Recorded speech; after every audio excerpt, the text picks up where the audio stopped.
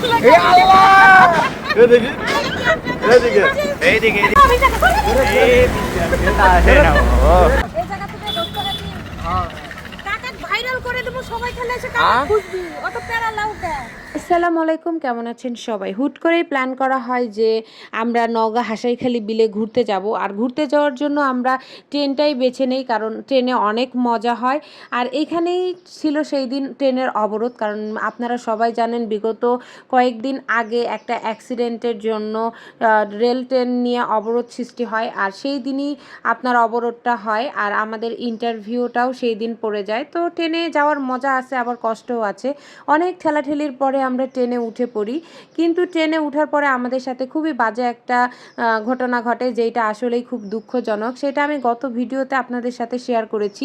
Share করার একটাই উদ্দেশ্য, আমরা অনেকেই ট্রেন জার্নি করতে ভালোবাসি, কিন্তু আসলে ট্রেন জার্নিতে একটু সতর্কতাও মেনে চলতে হয়। না চললে আপনাদের খুব বড় ধরনের প্রতারণার শিকার হইতে হবে। আর অবশেষে আমরা সান্তাহার এসে নেমে পড়ি। সান্তাহার স্টেশনটা আমার অনেক ভালো লাগে, কেন জানি এই স্টেশনটা দেখতেই অন্যরকম সৌন্দর্য। আর এইখানে আমি এর আগেও কয়েকবার এসেছি, কারণ এইখান থেকে নেমেই ইন্ডিয়ার ট্রেন ধরেছিলাম আমরা। কারণ গত 2-1বার যে আমরা ইন্ডিয়া গিয়েছিলাম সেটা কিন্তু আমরা ট্রেনেই ভ্রমণ করেছিলাম। এখানে আমরা সান্তাহার থেকে আমরা গোস্তহাটি যাব। আর গোস্তহাটি যাওয়ার পথে আমরা এই কাকাকে পাই, একটু দরদাম করে নিচ্ছিলাম, কারণ বর্তমান চলাফেরা করা খুব টাফ হয়ে গেছে, সবখানে দরদাম না করে গেলে ধরা খাইতে হয়। তাই আমরা দামাদার করে কাকার ভ্যানে উঠে পড়ি। অবশ্য আমি এটা একটা কথা আপনাদের বলবো যে আপনারা যেখানেই যান সতর্ক থাকবেন, দাম দর মিটে তারপরে উঠবেন গাড়িতে, নয়তো পরে আসলে তর্কাতর্কি বিষয়টা খুবই খারাপ দেখায়।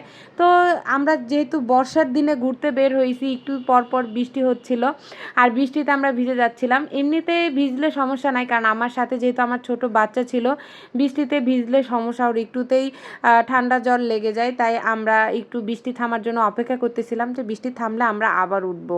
আর আকাশটা কিন্তু খুবই মেঘাচ্ছন্ন ছিল, অনেক ভালো লাগতেছিল। আর ঠিক এই সময় সৈকতের মাথায় আমার ছেলে একটা চুইংগাম ফিকে মারে, মানে চুইংগামটা ও ফিকে মারতে চায়নি, ও ফালাই দিছে, বাট বাতাসে উড়ে ওর মাথার চুলের সাথে গিয়ে লাগে।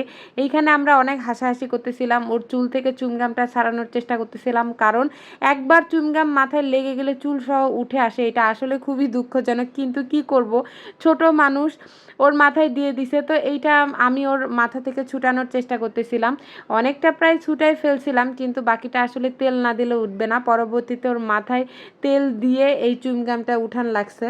গোস্তহাটিতে যাওয়ার সাথে সাথেই তুমুল বৃষ্টি শুরু হয়ে যায়, আর তার সাথে শুরু হয়ে যায় ইব্রাহিমের এক পাগলের সাথে ঝগড়া। এই পাগল তো দাঁড়ানোর সাথে ইব্রাহিম দৌড়ে পালায়। এখানে আমরা খুব মজা নিচ্ছিলাম, আমাদের জার্নিটাও আলহামদুলিল্লাহ অনেক ভালো হয়েছে। আপনারা সবাই দোয়া করবেন আর সেফলি ঘুরে বেড়াবেন। আল্লাহ হাফেজ।